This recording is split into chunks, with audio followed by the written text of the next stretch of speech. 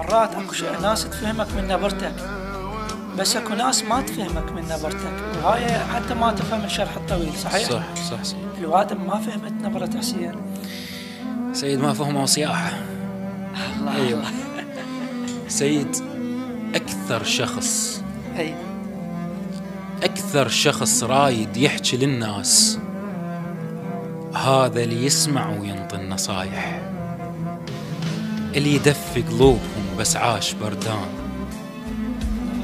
اللي يهديهم وكل شي بروحه صايح، اللي يحكي حكي يتمنى يلقاه خاسر بس يحسس غيره رابح.